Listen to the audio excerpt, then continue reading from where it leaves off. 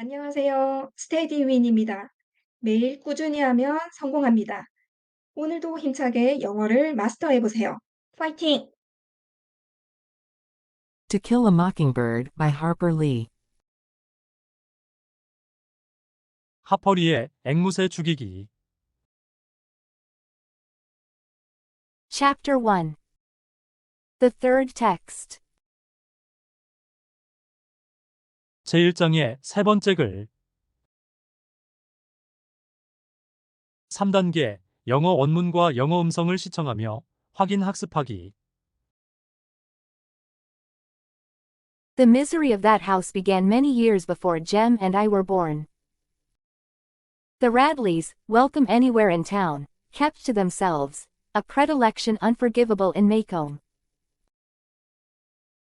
They did not go to church, Maycomb's principal recreation, but worshipped at home. Mrs. Radley seldom if ever crossed the street for a mid-morning coffee break with her neighbors, and certainly never joined a missionary circle. Mr. Radley walked to town at 11:30 every morning, and came back promptly at 12. Sometimes carrying a brown paper bag, that the neighborhood assumed, contained the family groceries. I never knew how old Mr. Radley made his living. Jem said, he bought cotton, a polite term for doing nothing. But, Mr. Radley and his wife had lived there with their two sons, as long as anybody could remember. The shutters and doors of the Radley house were closed on Sundays, another thing alien to Maycomb's ways. Closed doors meant illness and cold weather only. Of all days, Sunday was the day for formal afternoon visiting. Ladies wore corsets, men wore coats, children wore shoes. But, to climb the Radley front steps, and call, hey, of a Sunday afternoon, was something their neighbors never did.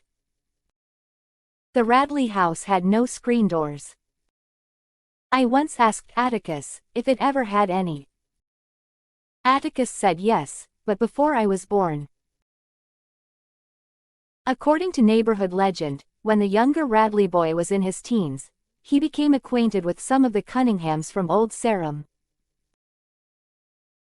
an enormous and confusing tribe domiciled in the northern part of the county, and they formed the nearest thing to a gang ever seen in Maycomb.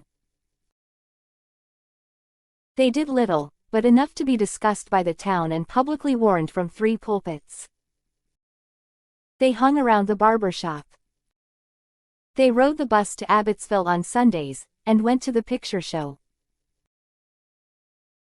They attended dances at the county's riverside gambling hell, the Dewdrop Inn and fishing camp. They experimented with stump-hole whiskey. Nobody in Maycomb had nerve enough to tell Mr. Radley that his boy was in with the wrong crowd.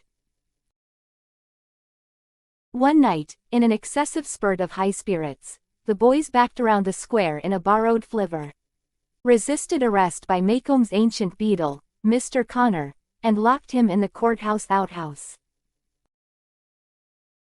The town decided something had to be done. Mr. Connor said, he knew who each and every one of them was, and he was bound and determined, they wouldn't get away with it. So the boys came before the probate judge, on charges of disorderly conduct, disturbing the peace, assault and battery, and using abusive and profane language, in the presence and hearing of a female. The judge asked Mr. Connor why he included the last charge. Mr. Connor said, they cussed so loud, he was sure every lady in Maycomb heard them. The judge decided to send the boys to the state industrial school, where boys were sometimes sent for no other reason than to provide them with food and decent shelter. It was no prison, and it was no disgrace. Mr. Radley thought it was. If the judge released Arthur, Mr. Radley would see to it that Arthur gave no further trouble. Knowing that Mr. Radley's word was his bond, the judge was glad to do so. The other boys attended the industrial school, and received the best secondary education to be had in the state. One of them eventually worked his way through engineering school at Auburn. The doors of the Radley house were closed on weekdays, as well as Sundays, and Mr. Radley's boy was not seen again for 15 years. But, there came a day, barely within Jem's memory, when Boo Radley was heard from, and was seen by several people, but not by Jem. He said, Atticus never talked much about the Radleys.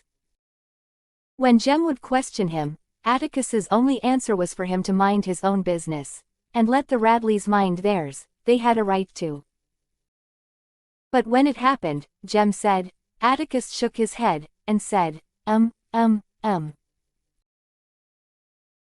So, Jem received most of his information from Miss Stephanie Crawford, a neighborhood scold, who said she knew the whole thing. According to Miss Stephanie, Boo was sitting in the living room, cutting some items from the Macomb Tribune to paste in his scrapbook. His father entered the room. As Mr. Radley passed by, Boo drove the scissors into his parents' leg, pulled them out, wiped them on his pants, and resumed his activities. Mrs. Radley ran screaming into the street, that Arthur was killing them all. But, when the sheriff arrived, he found Boo still sitting in the living room, cutting up the Tribune. He was 33 years old then. Miss Stephanie said, old Mr. Radley said, no Radley was going to any asylum, when it was suggested, that a season in Tuscaloosa might be helpful to Boo. Boo wasn't crazy, he was high-strung at times. It was all right to shut him up, Mr. Radley conceded, but insisted that Boo not be charged with anything. He was not a criminal. The sheriff hadn't the heart to put him in jail alongside Negroes, so Boo was locked in the courthouse basement. Boo's transition from the basement to back home was nebulous in Jem's memory. Miss Stephanie Crawford said, some of the town council told Mr. Radley, that if he didn't take Boo back, Boo would die of mold from the damp. Besides, Boo could not live forever on the bounty of the county. Nobody knew what form of intimidation Mr. Radley employed to keep Boo out of sight, but Jem figured that Mr. Radley kept him chained to the bed most of the time. Atticus said no, it wasn't that sort of thing, that there were other ways of making people into ghosts. My memory came alive to see Mrs. Radley occasionally open the front door, walk to the edge of the porch, and pour water on her cannas. But, every day, Jem and I would see Mr. Radley walking to and from town. He was a thin leathery man with colorless eyes, so colorless they did not reflect light. His cheekbones were sharp, and his mouth was wide, with a thin upper lip and a full lower lip. Miss Stephanie Crawford said, he was so upright, he took the word of God as his only law, and we believed her, because Mr. Radley's posture was ramrod straight.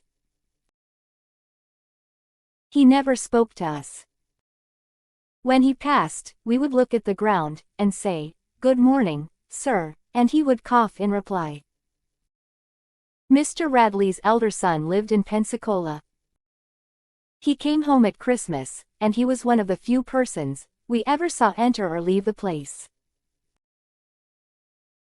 From the day Mr. Radley took Arthur home, people said the house died. But, there came a day, when Atticus told us he'd wear us out, if we made any noise in the yard. And commissioned Calpurnia to serve in his absence, if she heard a sound out of us. Mr. Radley was dying.